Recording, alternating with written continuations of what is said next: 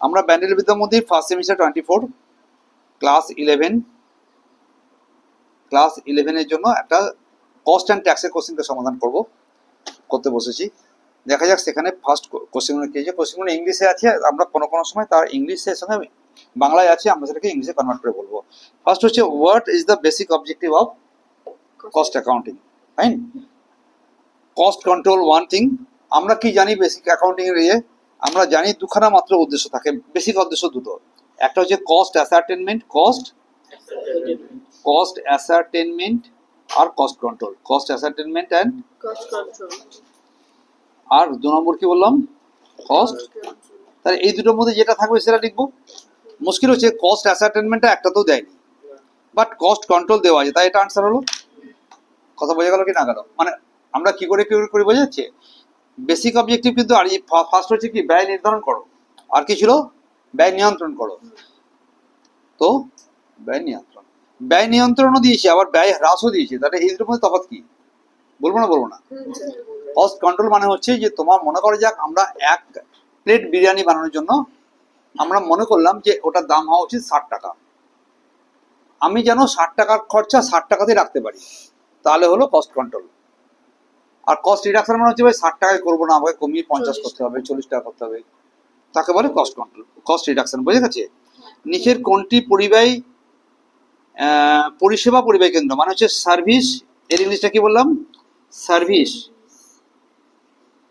Cost centre. কোনটা service cost centre, right? দেখ, machine shop, welding shop, assembly shop, canteen, কোনটা হবে?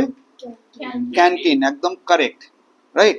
সিদ্ধান্ত গ্রহণের ক্ষেত্রে যে ব্যয়টি বিবেচনা করা যায় না, ওকে, সিদ্ধান্ত গ্রহণ মানে হচ্ছে ডিসিশন মেকিং এর জন্য আমি কোন কস্টকে ধরবো না। দেখ, এখানে যে আমরা কস্টিং করে থাকি না, কস্টিং ইজ রিলেটিং টু পরিবর্তনশীল ব্যয়। আমরা কিসের সিদ্ধান্ত নেবো কস্টিং থেকে? কি পরিমাণ উৎপাদন করা যাচ্ছে, কি দামে উৎপাদন করা যাচ্ছে, কোন দামে বিক্রি করা যাবে, সেগুলো করবো তো। আর সেটা করতে গেলে ভ্যারিয়েবল কস্ট বিবেচনা করতে হবে। কিন্তু কোনো স্থির ব্যয় fixed cost plus variable cost, তাই না? আয় আমরা যখন কস্ট শিট করি তখন ফিক্সড কস্ট কি নিই কি ওখানে? না, কস্ট শিট করার সময় বিবেচনা করা হয় না। বাট অর্ধ পরিবর্তনশীল ব্যয় বিবেচনা করা হয় না। কেন? আমার মনে কর 10 টাকা খরচার মধ্যে 8 টাকা ভ্যারিয়েবল, আর 3 টাকা আর 2 টাকা ফিক্সড। তো 2 টাকা ফিক্সড, তো ওখানেও তো আমাকে অর্ধ পরিবর্তনশীল ব্যয়কে ধরতে হচ্ছে, তবে তুমি পুরো কাজটা করতে পারবে। আর সব ধরনের ব্যয়কেই বিবেচনা করা হয়। আমরা বলবো তো এর আনসারটা হবে স্থির ব্যয়। কেন স্থির ব্যয় হয় বলো? কারণ হচ্ছে যে আমি যদি প্রোডাকশন করি, মনে করো আমার এখানে প্রোডাকশন ক্যাপাসিটি আছে 10,000 ইউনিটের, আমি 4,000 করতে পারি, 5,000 করতে পারি, 6,000 করতে পারি, 9,000 করতে পারি, 10,000 করতে পারি। স্থির ব্যয় সেখানে কোনো কাজ করছে না সিদ্ধান্তের জন্য, সেটা ওরা এইভাবে করেছে।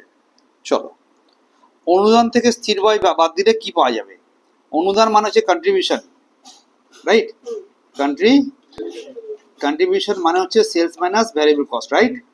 এখান থেকে ভ্যারিয়েবল কস্ট বাদ দেওয়ার পরে ফিক্সড কস্টও বাদ দিয়ে দিলে, মাইনাস এফ, ফিক্সড কস্ট বাদ দেওয়া হলো, তাহলে পড়ে থাকবে মুনাফা, পড়ে থাকলে প্রফিট, আমরা মুনাফা লিখবো, রাইট? বাট মুনাফার মধ্যে আবার 2 রকম ভাগ দিয়েছে, নিট মুনাফা আর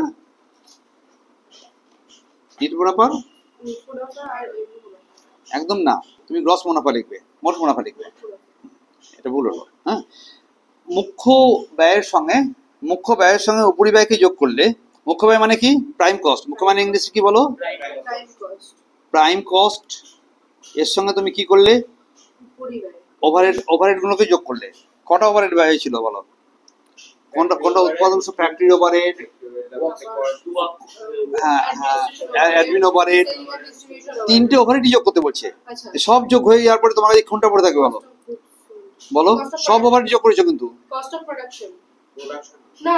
cost of sales, cost of sales বা টোটাল কস্ট অফ সেলস বা এইটা হবে আনসার, ঠিক আছে, রাইট?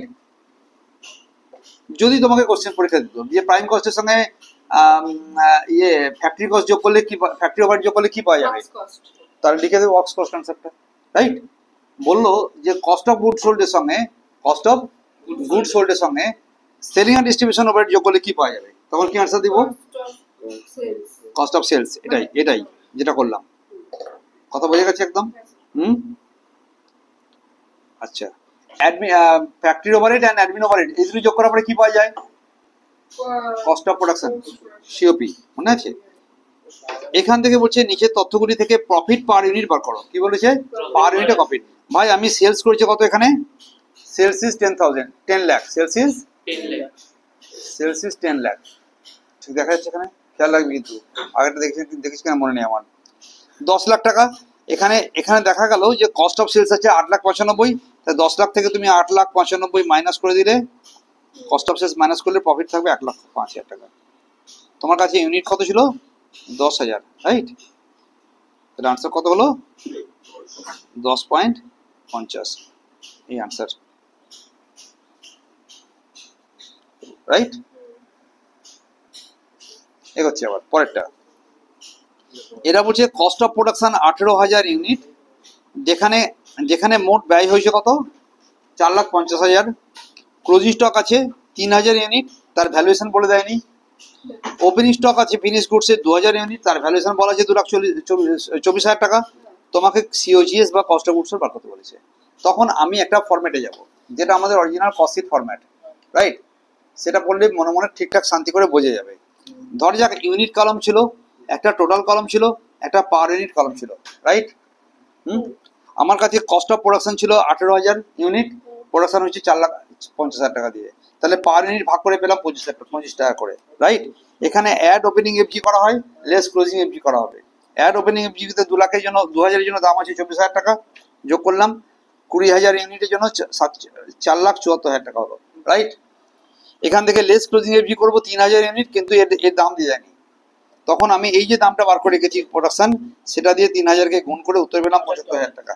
এটা মাইনাস করে দেবো, আনসার পেলাম 3,99,000। তো এইটা আমার আনসার কোশ্চেনের মধ্যে যেটা দিয়েছে, তাতে আমি 3,99,000-তে সিতে গিয়ে দাগ মেরে দিলাম, কোনো অসুবিধা নেই। কিন্তু এক্সামে এর কি ভ্যারাইটি আসতে পারে? ওরা বললো তুমি কস্ট অফ গুডস সোল্ড বার করো না, বরং তুমি কস্ট অফ সেলস বার করো, যদি কিনা সেলিং আর ডিস্ট্রিবিউশন ছিল 2,000 টাকা, তাহলে 4,01,000 টাকা লিখতাম, রাইট? তো তাহলে প্লাস করতাম, মানে অরিজিনাল এই ফরম্যাটটা মাথার মধ্যে সবসময় রাখবো আমরা, রাইট? যদি উল্টো করে কিছু বলতো, সেই উল্টো করে কি বলছে একটু পরে দেখা যায়। যদি বলে কি বললো আরো বেশি পাগল হয়ে যাবো, ভিডিও অনেক লম্বা হয়ে যাবে, পড়া যাক। এদিকে এসো, নেক্সট কোশ্চেন। হ্যাঁ, নেক্সট কোশ্চেন মে কি হলো? নেক্সট কোশ্চেনে মে কি হলো দেখা যাক। এরা বলছে যে পরিবাহীপত্র প্রস্তুতির ক্ষেত্রে কোন ধরনের ব্যয়কে বিবেচনা করা হয় না? যখন তুমি একটা কস্ট শিট বানাচ্ছ, যখন একটা কস্ট শিট বানাচ্ছি, কস্ট শিট বানানোর সময় আমরা রেভিনিউ জাতীয় নিই, কিন্তু মূলধন জাতীয়কে নিই না। Okay, very good. which is not considered for cost sheet, which is not considered for cost sheet। যদি প্রোডাকশন কস্টের উপরে, যদি মানে 25% on cost, on cost is your profit, তাহলে এটা হবে 20% অন সেল, অন সেলসের উপরে। আনসার 20%। এটা কি করে হবে দেখিয়ে দিতে হবে, এটা কি দেখিয়ে দিতে হয়? Very good idea. চলো এদিকে শোনো, না খাতাটা কি, আচ্ছা দেখ খাতাতে করে দিই, ওকে ওর যে খাতায় করে দিই, খাতা এতে হয়ে যাবে, কিছু করতে হবে না, ছেড়ে ফোকাস গেল। মনে কর তোর কাছে কস্ট ছিল কত?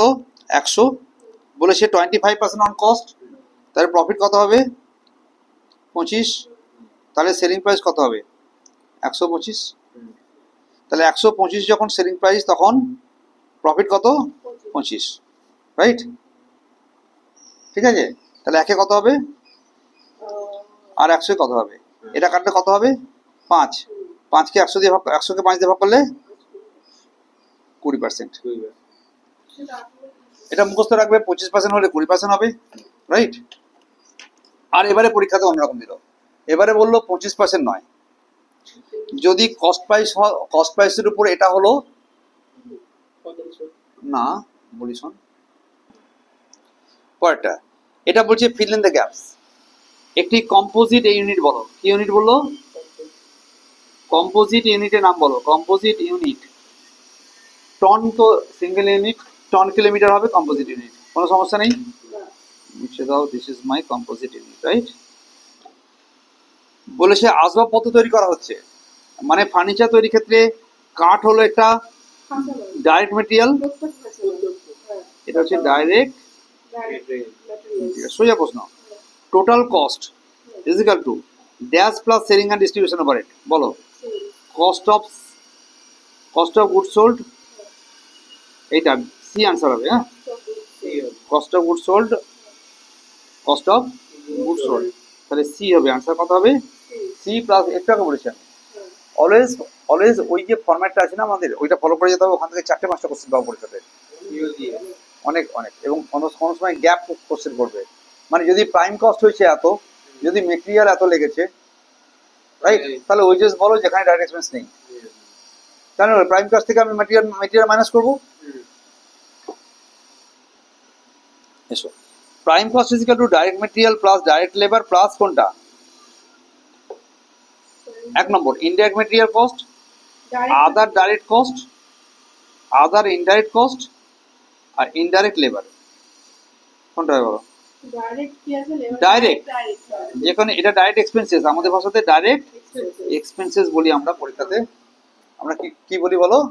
ডাইরেক্ট এক্সপেন্সেস বলি, কিন্তু এরা ডাইরেক্ট এক্সপেন্স না বলে আদার ডাইরেক্ট কস্ট লিখেছে। This is my answer. আবার স্তম্ভ মেলাতে হবে, চলো স্তম্ভ মেলাই। হ্যাঁ, একটা কলামে আছে অবচয়। আমাকে এদিকে বলেছে যেটা, তার সঙ্গে ডান দিকে মেলাতে হবে। এই দুটো কলম দিয়েছে, তো সিম্পল কিছু কলম মেলানোর চেষ্টা করা যাক আমাদের। 1 নম্বর হচ্ছে কাঁচামালের ব্যয়, কাঁচামাল ব্যয়, এটা হচ্ছে মূলধন জাতীয় ব্যয়, রাইট, এই সরি মুনাফা জাতীয় ব্যয়। যন্ত্রপাতি ক্রয় মূলধন জাতীয় ব্যয়। এখানে এরা দিয়ে দেবে এরকম ভাবে যে একটা এ আনসার মানে হচ্ছে এ মাসে একের সি, 2-এর বি, এরকম করে ভাগ করে দেবে, কিন্তু আমার এখানে এটা দেয়নি, এটা অঙ্ক কোশ্চেনটাতে এটা কোনো কারণে দেয়নি। এসো, তাহলে এখানে কি লিখলাম বল? সি। এবার বল আমাকে অবচয়, অবচয় মানে কোনটা? অবচয়টা ধারণাগত ব্যয়। অবচয়টা কি বললাম? মানে নোশনাল কস্ট, ইংলিশে কি বলে?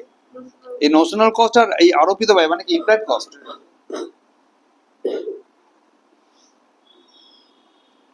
ইমপ্লয়েড কস্ট আর নিজস্ব বাড়ির ভাড়া হবে নোশনাল কস্ট। হ্যাঁ, আর অবচয় হচ্ছে আরোপিত ব্যয়, রাইট। চলো রাইট সাইডে যাও, আবার লেফট হ্যান্ড রাইট। এদিকে লেখা আছে ফ্যাক্টরি সংক্রান্ত পরিব্যয়, মানে ফ্যাক্টরি ওভারহেড, ফ্যাক্টরি ওভারহেড। এটা কি? Office overhead, office overhead, right. এটা কি? Selling and distribution overhead. তারপর কি আছে? এটা R&D ওভারহেড, রাইট। এখানে আয়, তাহলে এই যে 4 রকম ওভারহেড হলো, এর মধ্যে কোনটা কোন ওভারহেডের মধ্যে? প্রদর্শনী সংক্রান্ত, মানে এক্সিবিশন করছো, এটা কোন, এটা কিসের মধ্যে পড়ে বলো? সেলিং অ্যান্ড ডিস্ট্রিবিউশন, এটা 3 নম্বরের পয়েন্টে গেল। গবেষকের বেতন 4-এ গেল। শ্রমিকদের স্বাস্থ্য রক্ষার জন্য ব্যয়, শ্রমিকদের স্বাস্থ্য রক্ষা হচ্ছে কারখানা ব্যয়, ফ্যাক্টরি ওভারহেড। আর বলছে ব্যবস্থাপকদের বেতন, অফিস ওভারহেড। একদম ইজি, এটা পয়েন্টে যাও।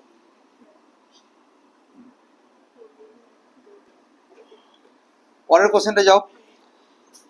এখানে স্টেটমেন্ট বলছে যে প্রত্যেকটা ব্যয়কে আমরা স্থির আর পরিবর্তনশীল ব্যয়ে ভাগ করতে পারি। এখানে বলছে কোনো কস্ট মানে হচ্ছে ফিক্সড প্লাস ভ্যারিয়েবল কস্ট। এটা কেন বিশেষ প্রয়োজন? এর কারণটা কি? কারণ বিক্রয় মূল্য নির্ধারণের জন্য? একদমই না। ব্যয় নির্ধারণ ও নিয়ন্ত্রণের জন্য শ্রেণীভাগ করা থাকে, একদম রাইট। মূলধন ব্যয়কে আলাদা করার জন্য দরকার লাগে না, আর প্রত্যক্ষ ব্যয় নির্ধারণের জন্য এটাও নয়। পরের পয়েন্ট, নেক্সট বিবৃতি। পরিব্যয়পত্র প্রস্তুত করা প্রতিটি উৎপাদনকারী প্রতিষ্ঠানের কাছে আবশ্যিক। কেন আমার কাছে? আমরা কস্ট বানাই, কোম্পানি আইনে এটা করতে বলেছে? একদমই না। পরিব্যয়পত্র প্রস্তুত না করলে পণ্যের উৎপাদন ব্যয় জানা যায় না, একদম কারেক্ট। যে কস্ট অফ প্রোডাকশন জানা যাবে। এটাও তো সি এটাও তো ঠিক কোনটা? পরিবার একদম না, আর্থিক অবস্থা জানার জন্য ব্যালেন্সিং করতে হয়, পরিবারপত্র দিয়ে কিছু হয় না, রাইট? হুম, ক্লিয়ার? নেক্সট চল,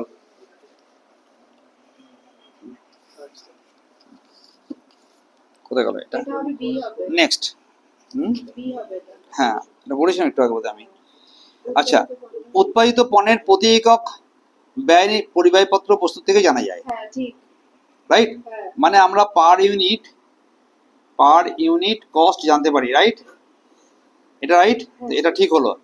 দরপত্র মানে টেন্ডার, মানে কোন জায়গায় মনে করে যে আমাদের প্রোডাকশন কস্ট হয়েছে 10 টাকা করে, মার্কেটে ওটাকে আমি মেবি 11 টাকা করে কাউকে বললাম দিতে পারবো, একেবারে দরপত্র দেওয়া মানে টেন্ডার দেওয়া, রাইট?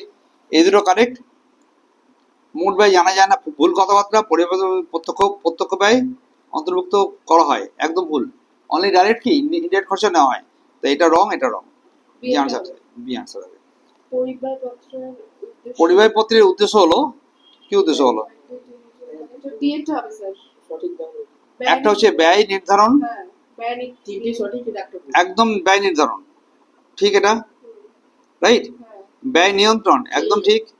বিক্রয় মূল্য নির্ধারণ, হ্যাঁ হ্যাঁ, এটাও ঠিক। এটা ভুল। চার বাট সঠিক দাম বলে কোনো বক্তব্য পরিবারপত্র করে দেয় না, তাহলে আনসারটা কোনটা হবে?